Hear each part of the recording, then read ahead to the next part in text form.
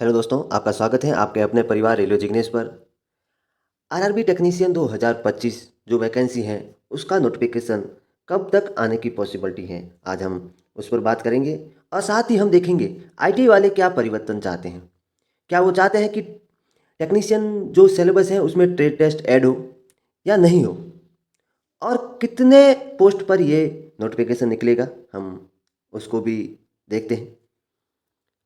साथ में हम ये जानेंगे कि अगर ट्रेड टेस्ट लागू होता है तो किसको सबसे ज़्यादा बेनिफिट होता है, और इसके एग्ज़ाम कब तक हो जाएंगे, नोटिफिकेशन कब तक निकल जाएगा, और इसमें क्या परिवर्तन होना चाहिए ताकि आईटीआई के स्टूडेंट को इसका बेनिफिट मिले। जो जेन्युइन आईटी स्टूडेंट हैं, पिछली भर्ती में जो मेरिट हाई गई है वो किस कारण से गई है, हम उस पर भी बात करेंगे। सबसे पहले हम देख लेते हैं इसकी नोटिफिकेशन कब तक आने की पॉसिबिलिटी है।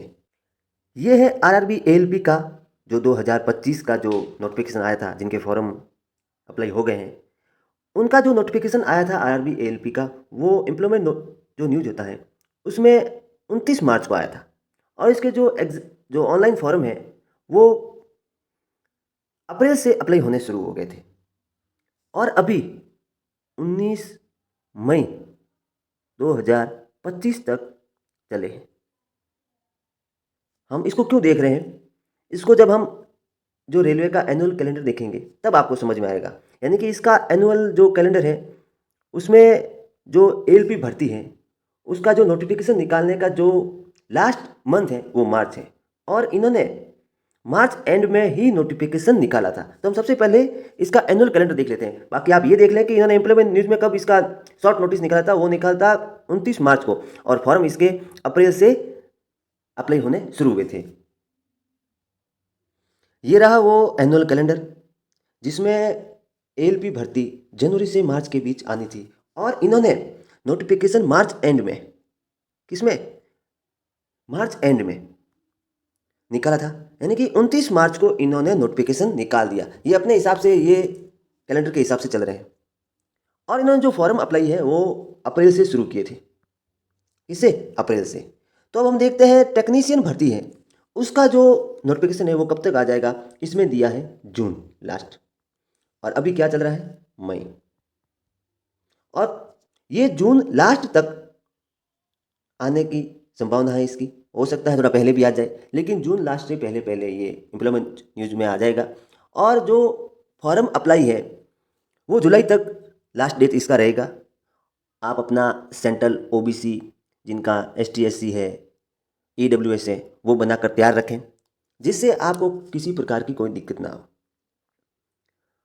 और इस भर्ती को जो असेसमेंट है वो 2026 तक का है। जब इसका नोटिफिकेशन निकलेगा और जब इस फॉर्म की लास्ट डेट होगी वो जुलाई होगी, और जुलाई से कम एग्ज़ाम में आपको 4 से 5 महीने मिलेंगे। जो पिछली भर्ती थी उसका भी वही सेम प्रोसेस था। तो इस भर्ती में भी लगभग दिसंबर में इसके एग्ज़ाम होने की पॉसिबिलिटी है। जब दिसंबर में एग्ज़ाम हो जाएंगे तो मार्च तक इसका रिजल्ट जारी कर दिया जाएगा, और अप्रैल में इसकी डीवी शुरू हो सकती है। तो ये जो 2026 है, जून 2026 है, इसको इस वैकेंसी में यहाँ तक जो डेट का असेसमेंट है वो लिया गया है। तो ये जो अपने टाइमिंग के हिसाब से चलेंगे, जुलाई से फॉर्म अप्लाई करेंगे, दिसंबर में एग्ज़ाम कराएंगे, मार्च तक रिजल्ट देंगे, तो ये अपने एनुअल कैलेंडर में जो 2026 जून तक इनका जो क्राइटेरिया है समय का, वो फिट बैठता है। तो ये टेक्नीशियन भर्ती है वो जून लास्ट में इसका शॉर्ट नोटिफिकेशन आ जाएगा, और जुलाई से इसके फॉर्म अप्लाई होने शुरू हो जाएंगे, दिसंबर के आसपास इसके एग्ज़ाम हो जाएंगे। आप अपनी तैयारी कंटिन्यू रखें। सेकंड बात, इस कितनी पोस्टों पर भर्ती आ सकती है, लगभग 8 से 10 हज़ार के पोस्ट पर ये वैकेंसी आने की पॉसिबिलिटी है। साथ में हम स्टूडेंट को कंफ्यूजन है कि ट्रेड टेस्ट लागू होना चाहिए या नहीं होना चाहिए, उस पर भी बात कर लेते हैं। तो हम सबसे पहले ट्रेड टेस्ट क्यों होना चाहिए और इसमें किसको बेनिफिट है, हम उस पर बात कर लेते हैं। आईटीआई ट्रेड टेस्ट क्यों लागू होना चाहिए, सबसे बड़ा क्वेश्चन यही है। मैं किसी स्टूडेंट के साथ भेदभाव की बात नहीं कर रहा हूँ, ना ही किसी स्टूडेंट को गलत फील होना चाहिए कि आईटीआई के लिए ट्रेड टेस्ट लागू कर रहे हैं जिससे हमें नुकसान हो जाएगा या उसको बेनिफिट हो जाएगा। ऐसा कुछ नहीं है। ट्रेड टेस्ट होना इसलिए भी ज़रूरी है। सबसे पहले जो चाहते हैं, मैंने दो ऑप्शन लिखे थे, यस और नो, कि आईटीआई ट्रेड टेस्ट कौन चाहता है और कौन नहीं। जो यस वाले हैं उनके लिए यह है कि वो ट्रेड टेस्ट क्यों होना चाहिए, क्योंकि जो जेन्युइन स्टूडेंट है जो आईटीआई किया है और जिनको जॉब की नीड है, आईटीआई वही करते हैं जो मध्यम वर्ग फैमिली से आते हैं, जिनके फैमिली कंडीशन ठीक नहीं रहती है, वो आईटीआई करते हैं और वो साथ में मजदूरी का भी काम करते हैं, कुछ ना कुछ जॉब करते हैं। अगर वो स्टूडेंट आईटीआई ट्रेड लागू होता है, जो हम मान चलते हैं पार्ट ए वाला जो भाग होता है जिसमें साइंस, मैथ और रीजनिंग ये आता है, तो वो अगर इसमें कम नंबर भी लेके आएगा और ट्रेड टेस्ट अगर वो क्वालिफाई कर लेता है, या जो कंटिन्यू कॉलेज जाकर जिसने आईटीआई किया है, तो इसमें उसको बेनिफिट हो सकता है। अब नो वाले कौन है?